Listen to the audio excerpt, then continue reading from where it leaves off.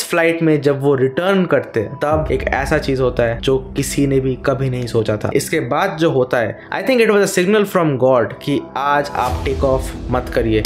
बहुत सारे प्लेयर्स तो इतने डर गए थे कि वो प्लेन के लास्ट में जाके बैठ गए थे, क्योंकि पता नहीं उनको क्यों लग रहा था कि लास्ट में बैठना इज प्रीटी सेफर। लेकिन इसके बाद शुरू होता है the beginning of the end. BEA Flight 609 prepares for its third takeoff attempt from Munich Airport.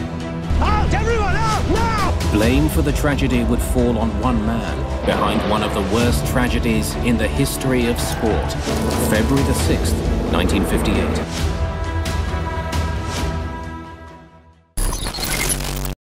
6 फरवरी 1958 मैनचेस्टर यूनाइटेड के footballers, staffs, coaches, journalist Belgrade से मैनचेस्टर वापस आने वाले थे।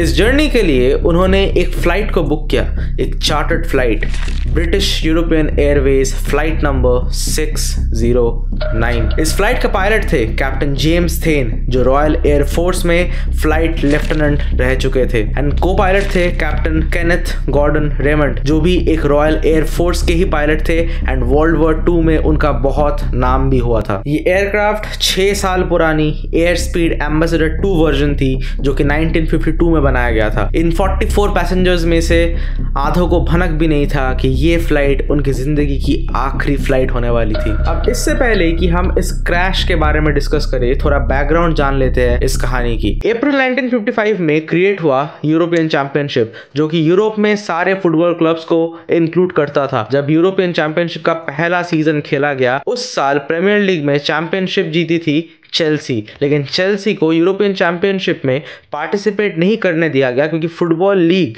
के सेक्रेटरी को यह लगता था कि अगर इंग्लिश क्लब्स यूरोपियन चैंपियनशिप से दूर रहेंगे तो ये उनके लिए ही भला होगा। लेकिन अगले सीजन 1956 में जब मैनचेस्टर यूनाइटेड मैट बसबी के अंडर प्रीमियर लीग का खिताब जीतती है, तब भी फुटबॉल लीग ने उनको मना किया था to participate in the European championship. लेकिन मैट बसबी और फुटबॉल एसोसिएशन के चेयरमैन स्टैनले रॉस ने मिलकर फुटबॉल लीग के अगेंस्ट जाके इस कॉम्पिटिशन में पार्टिसिपेट किया, एंड उस साल guess what, they went to the semifinals, जहां पे वो रियल मैड्रिड से हार गए। अब अपने पहले सीजन में जो टीम सेमीफाइनल में जा चुकी थी, वो टीम अगले सीजन फिर से इस चैंपियनशिप में पार्टिसिपेट करती है इन 1957 टू 1958, एंड इस सीजन में क्वार्टर फाइनल्स में मैनचेस्टर यूनाइटेड खेलने वाली थी रेड स्टार बेलग्रेड से। अपने होम पे Manchester United red star Belgrade को 2-1 के स्कोर लाइन से हरा देती है, एंड जब उनका अवे फिक्सचर आता है तब मैनचेस्टर यूनाइटेड एक चार्टर्ड फ्लाइट बुक करती है, वही फ्लाइट जो मैंने वीडियो के शुरू में कहा था। ऑल्दो ये चीज याद रखना चाहिए कि उस टाइम पे flight travels were not this safe,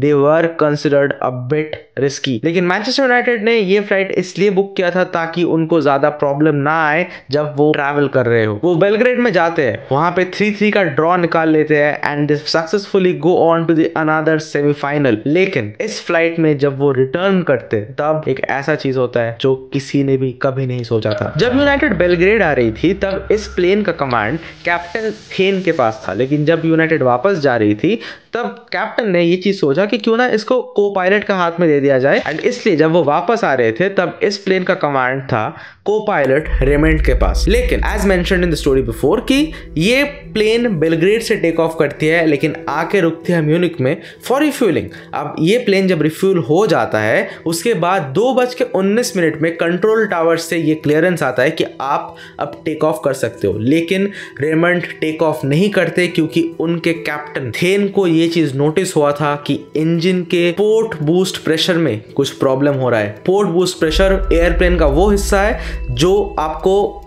take off करने में हेल्प करता है। आई मीन जब आपका प्लेन ग्राउंड से टेक ऑफ करने वाली है तब जो एक्स्ट्रा पावर लगता है to displace the plane from that initial position to the final one, उस चीज में ये चीज हेल्प करता है। थेन ने ये चीज भी नोटिस किया था कि जब भी प्लेन अपने फुल पावर पे ऑपरेट करने जाती है तभी ये पोर्ट बूस्टर हमेशा फ्लक्चुएट करने लग जाती है, and every time it reaches it's full power ये इंजन अजीब अजीब से साउंड निकालना चालू कर देती है। And these were big red signals, जो कि आपको बाद में जाके समझ में आएगा कि कितना बड़ा ब्लंडर हुआ था from the pilots in this incident. लेकिन अगर हम इस चीज में आगे जाए, अब कुछ चीजों को फिक्स करके को पायलट रेमंड फिर से टेक ऑफ करने की कोशिश करते हैं एट अराउंड 2:34 PM, लेकिन बस 40 सेकंड में ये टेक ऑफ को फिर से रोक दिया जाता है, क्योंकि इस टाइम इंजन्स ओवर एक्सेलरेट कर रहे थे, जो कि माना जाता है कि उस वर्जन में, लाइक उस एयरक्राफ्ट के वर्जन में ये एक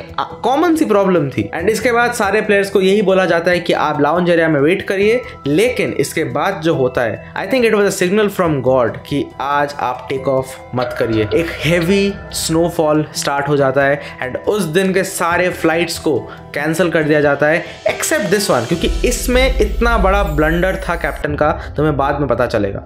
लेकिन जब सारे फ्लाइट्स को कैंसिल कर दिया जाता है, तब डनकन एडवर्ड्स, जो कि मैनचेस्टर यूनाइटेड के प्लेयर थे, उन्होंने अपने लैंड लेडी को, जो कि मैनचेस्टर में थे, उनको एक टेलीग्राम किया था कि all flights are cancelled, flying tomorrow, Duncan. अब इसी दौरान कैप्टन थेन स्टेशन के जो इंजीनियर थे बिल ब्लैक, उनसे इस इंजन के प्रॉब्लम के बारे में बात करते। उन्होंने ये चीज़ बिल ब्लैक को बताया कि जब वो सेकेंड टाइम टेक ऑफ करने की कोशिश कर रहे थे, तब उन्होंने इंजन को धीरे धीरे एक्सेलरेट किया था ताकि वो ओवर एक्सेलरेट ना हो जाए, एंड ये भी फेल हो गया था। एंड ये सब सुन के बिल ब्लैक भी ये चीज़ ही कहते हैं कि आप आज के रात के लिए यहाँ पे रुक जाओ, आप कल टेक ऑफ कर लेना, क्योंकि रात में हम सब ये चीज़ को फिक्स कर देंगे, तो tomorrow it will be a safe flight. लेकिन पता नहीं क्यों कैप्टन थेन को बहुत ही जल्दी थी उस दिन ही टेक ऑफ करने की, एंड उन्होंने अपना दिमाग लगाया, इंडियन वाला दिमाग, जुगाड़ू वाला दिमाग, कि इंजन को और स्लो एक्सेलरेट करते हैं। तो इस तरीके से जब आप रनवे पे चल रहे होगे, तब इंजन उस ओवर एक्सेलरेट पोजीशन पे आएगा ही नहीं,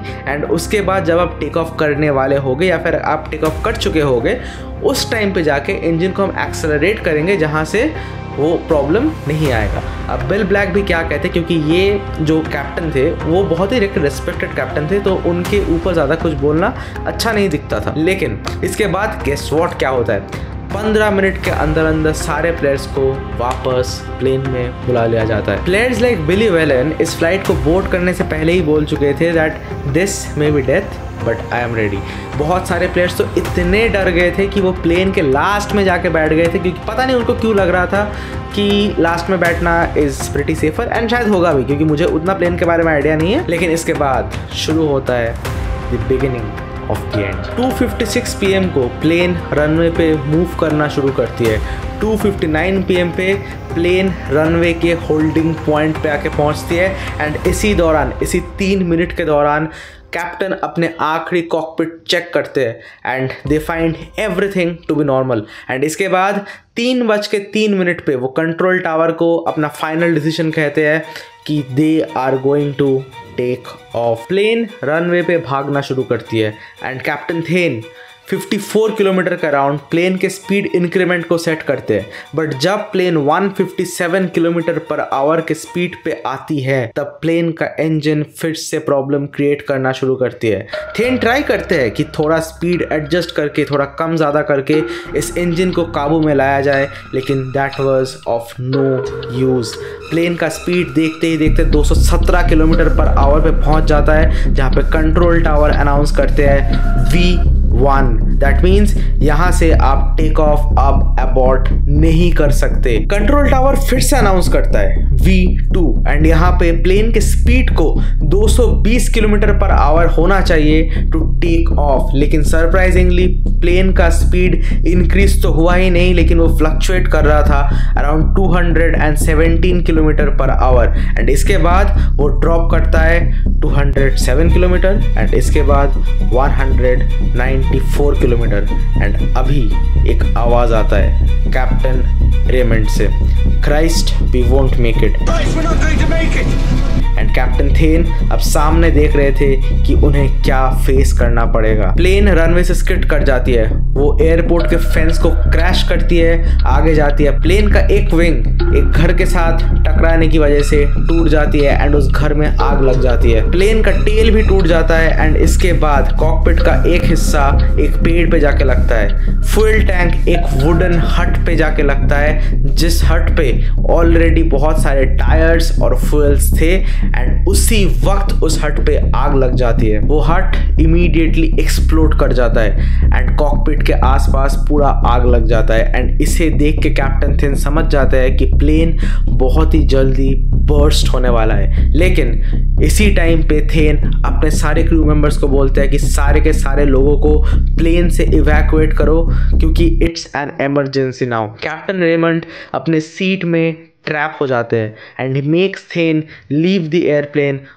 थेन अपने कॉकपिट के खिड़की से नीचे छलांग मारते हैं, बाहर जाते हैं and he sees flame all around him. उन्हें पता था कि फ्यूल टैंक में 2300 लीटर का फ्यूल भरा हुआ है एंड अगर वो fuel फटेगा, not a single person will go out of this area alive. He immediately tells his crew कि वो फायर एक्सटिंग्विशर उठाए, उस फ्लेम को बुझाए क्योंकि वो फ्लेम बहुत ही डेंजरस होने वाला था।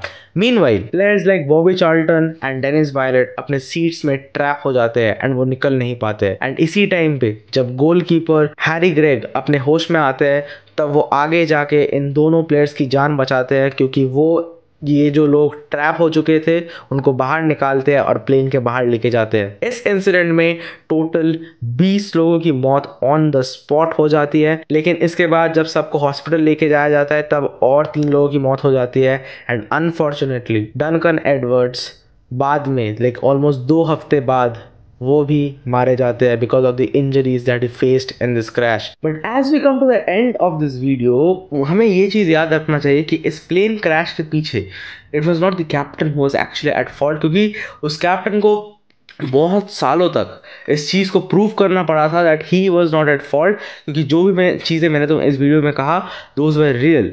बट उस टाइम पे वो प्लेन क्रैश इसलिए किया था क्योंकि रनवे पे बहुत ज़्यादा स्लिपरी था and there were many things that were on the runway which led to the plane crash. And यहीं पे इसी वजह से that captain's daughter had to go on for a very long time, they had to prove that भाई हम लोग innocent हैं। And this is what happened to them because when they were given justice, it was very late.